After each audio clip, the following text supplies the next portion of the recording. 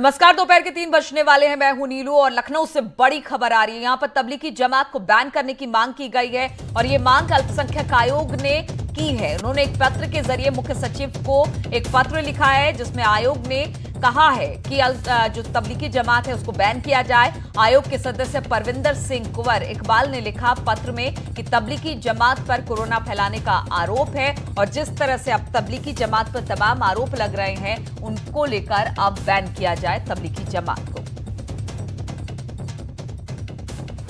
जिस प्रकार से तबलीगी जमात के लोगों के द्वारा कोरोना महामारी को फैलाया जा रहा है और ये सभी तबलीगी जमात के सदस्य मुस्लिम बस्तियों में जाकर छिप रहे हैं, मस्जिदों में छिप रहे हैं, मदरसों में छिप रहे हैं। इससे उत्तर प्रदेश और संपूर्ण भारतवर्ष में जो अल्पसंख्यक समुदाय है उसके स्वास्थ्य को लेकर गंभीर खतरा उत्पन्न हुआ है। हम लोग इस कंक्लूजन पे, इस निष्कर्ष पे पहुंचे कि तत्काल उत्तर प्रदेश में राज्य सरकार को हम लोग अपनी संस्तुति जारी करें कि वो तबलीगी जमात करने के लिए मोहम्मद शबाब इस वक्त हमारे साथ जुड़ गए हैं। शबाब, एक पत्र लिखा गया है अल्पसंख्यक आयोग की तरफ से, क्या है इस पत्र में और क्या कुछ लिखा गया है इनकी तरफ से तबलीगी जमात को लेकर?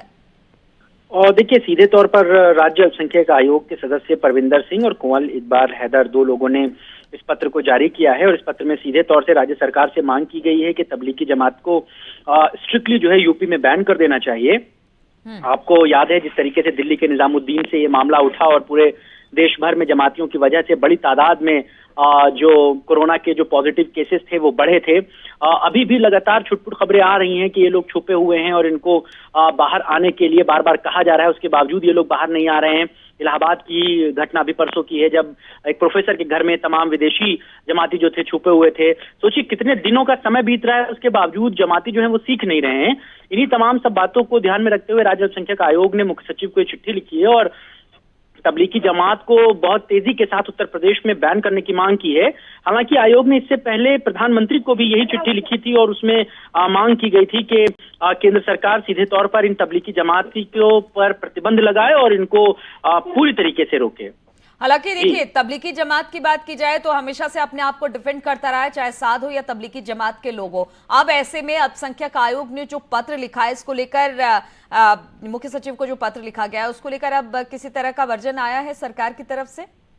नहीं, अभी सरकार की तरफ से कोई वर्जन नहीं आया है। इन्होंने अभी प्रमुख सचिव को चिट्ठी लिखी है, प्रमुख सचिव को रिसीव होगी, प्रमुख सचिव उस पर क्या एक्शन लेते हैं ये उसके बाद के चैप्टर की कहानी है। लेकिन राज्य अल्पसंख्यक आयोग इस मसले में जो है वो तेजी के साथ काम कर रहा है। हालांकि आयोग के कई सदस्य और भी हैं, उनमें से 2 सदस्यों ने इस पर दस्तखत करके इसको बढ़ाया है। इसका मतलब कि पूरे आयोग की मंशा यही है कि इसको जो है वो बंद किया जाना चाहिए, इसको प्रतिबंधित किया जाना चाहिए और तेजी के साथ इस पर काम करना चाहिए।